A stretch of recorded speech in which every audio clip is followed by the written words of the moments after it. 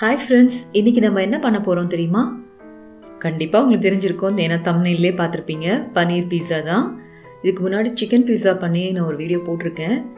So கிட்டத்தட்ட எல்லா ஸ்டெப்ஸும் அதே மாதிரி தான். ஆனால் அது வந்து நான்வெஜ் சாப்பிட்றவங்க மட்டுமே யூஸ் பண்ணுறது. வெஜிடேரியன்ஸ்க்காக இந்த ரெசிபி, ஓகேவா? ஸோ இதுக்கு வந்து ஃபஸ்ட்டு அந்த பேஸை வந்து ரெடி பண்ணிக்கணும், அந்த மாவு ரெடி பண்ணிக்கணும். அது எப்படின்னு பார்த்துட்டு வந்துடலாம். இதுக்கு வந்து மைதா நான் 3 கப் எடுத்திருக்கேன். உப்பு வந்து உங்கள் டேஸ்ட்டுக்கு ஏற்ற மாதிரி. நான் வந்து 1 டீஸ்பூன் எடுத்திருக்கேன்.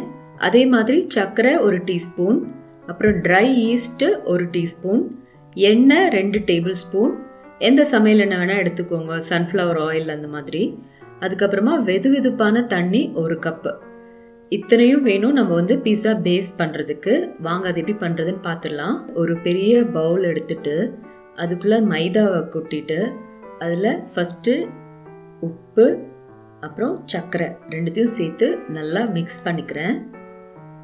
இப்போ வந்து இதுக்குள்ளே அந்த ஈஸ்ட்டையும் தண்ணியில் ஒரு 1/2 கப் தண்ணியும் சேர்த்து எண்ணெயையும் ஊற்றி நல்லா மிக்ஸ் பண்ணணும்.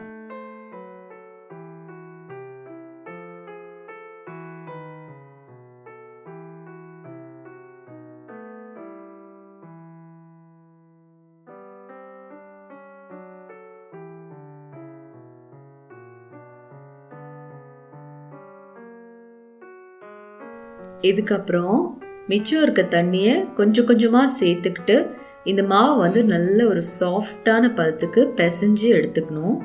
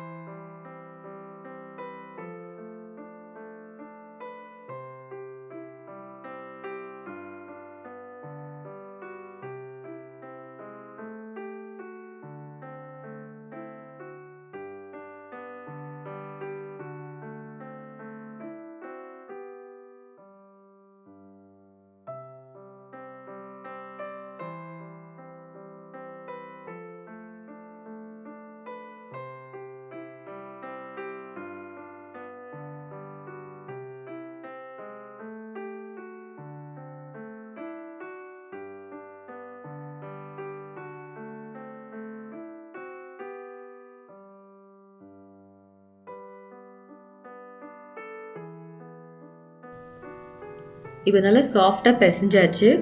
இதை வந்து ஒரு மூடி போட்டு ஒரு 3 மணி நேரம் நல்லா இந்த மாவு பொங்கி வரதுக்காக நம்ம வச்சிடலாம். மாவு பொங்குற இந்த நேரத்துக்குள்ள நம்ம வந்து இதுக்கான டாப்பிங்ஸ் எல்லாம் ரெடி பண்ணி எடுத்து வச்சிடணும். ஸோ இன்னைக்கு டாப்பிங்ஸ் என்னெல்லாம் சேர்த்துக்க போகிறேன் அப்படின்னா, வெங்காயம், அப்புறம் கொஞ்சம் கேப்சிகம், அதுக்கப்புறம் உதிர்த்த சோளம், அப்புறம் நம்ம பன்னீர். ஸோ ஃபஸ்ட்டு வந்து பன்னீரை கொஞ்சம் ஃப்ரை பண்ணி எடுத்துக்கலான் இருக்கேன். ஒரு பேன் சூடு பண்ணிவிட்டு அதில் கொஞ்சம் பட்டர் சேர்த்துக்கலாம். பட்டர் பிடிக்காதுன்னா கொஞ்சமாக எண்ணெய் சேர்த்துக்கோங்க. ஸோ பட்டர் சேர்த்து அதில் கொஞ்சம் உப்பு, மிளகாத்தூள் போட்டு இந்த பன்னீர் பீசஸையும் போட்டு கொஞ்சம் ஜாக்கிரதையாக அதை வந்து ஃப்ரை பண்ணி எடுக்கணும். அது பீசஸ் வந்து உடஞ்சிடக்கூடாது.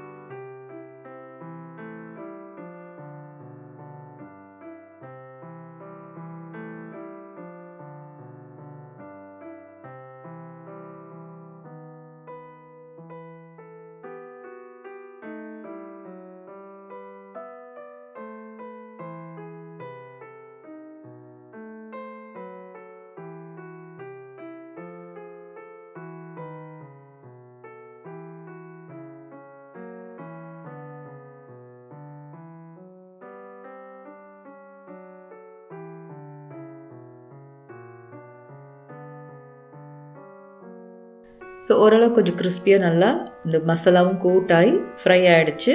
ஸோ அதை எடுத்துடலாம். இப்போ அது ஒரு சைடு இருக்கட்டும். ஒரு பவுலில் கட் பண்ணி வச்சுருக்க வெங்காயம், கேப்சிகம் நான் எடுத்துக்கிறேன். எனக்கு இன்றைக்கி வந்து ஒரு பச்சை கேப்சிகமும் ஒரு மஞ்சள் கேப்சிகமும் நான் எடுத்திருக்கேன். எனக்கு கிடைச்சது வாங்கினேன். உங்களுக்கு என்ன கிடைச்சிருக்கோ நீங்கள் அதை யூஸ் பண்ணிக்கலாம்.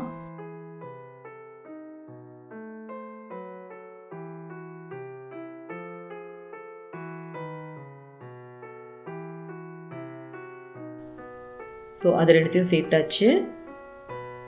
இதில் இப்போ நான் வந்து சில்லி ஃப்ளேக்ஸும் பிஸாவோட சீசனிங் பவுடரும் ஆட் பண்ணியிருக்கேன். அதுக்கப்புறமா சில்லி சாஸும் டொமேட்டோ சாஸும் ஆட் பண்ணுறேன். இதில் கொஞ்சம் உப்பும் சேர்த்துக்கணும். இப்போ எல்லாத்தையும் மிக்ஸ் பண்ணி விட்டுக்கலாம். இதில் அந்த உதிர்த்து வச்ச சோளம் சொன்னேன்ல, அதையும் எடுத்து வச்சுருக்கேன், சேர்த்துக்கிறேன்.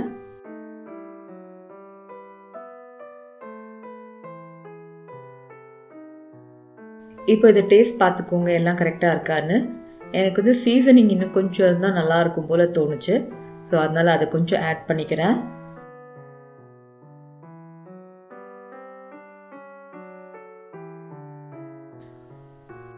இப்போ பிஸா பேஸுக்கான மாவு நல்லா கொஞ்சம் பொங்கிருச்சு. இதை நல்லா கொஞ்சம் பிசைஞ்சிக்கலாம்.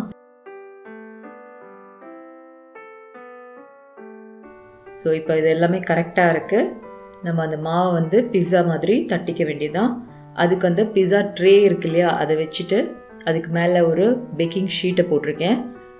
ஓரளவுக்கு ஒரு மீடியம் சைஸ் பீஸா பண்ணுறதுக்கான மாவை எடுத்திருக்கேன். இதை வந்து கையிலேயே தட்டிக்கலாம்.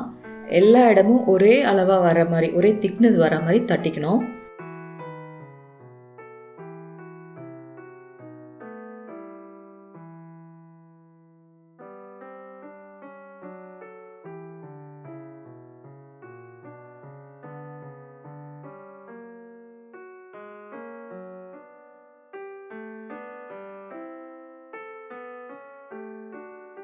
ஸோ இது கரெக்டாக நம்ம வந்து இப்போ திரட்டிட்டோம். இப்போ ஒரு ஃபோர்க் எடுத்து இந்த மாவு மேலே ஃபுல்லாக வந்து அங்கங்கேயா குத்தி விட்டுக்கலாம்.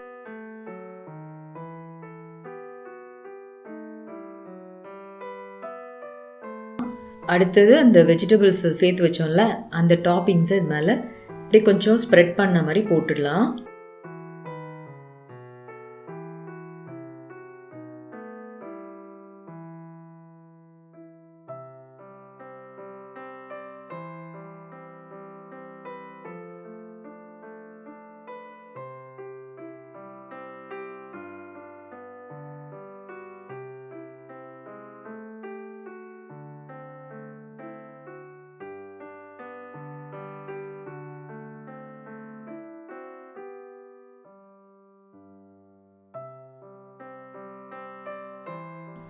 இப்போ வறுத்து வச்சிருக்க பன்னீர் துண்டு இருக்கு இல்லையா, அதெல்லாமும் தேவையான அளவுக்கு ஒரு 4-5 அங்கங்கேயா வர மாதிரி வச்சுக்கலாம்.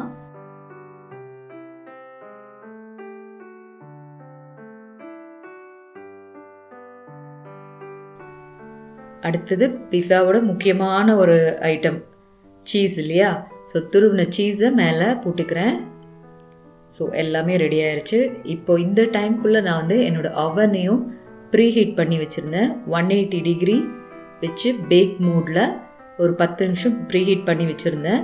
ஸோ இது அப்படியே அதில் வச்சு ஒரு 20 நிமிஷத்துக்கு அதே 180 டிகிரியில் பேக் பண்ணி எடுத்துடலாம்.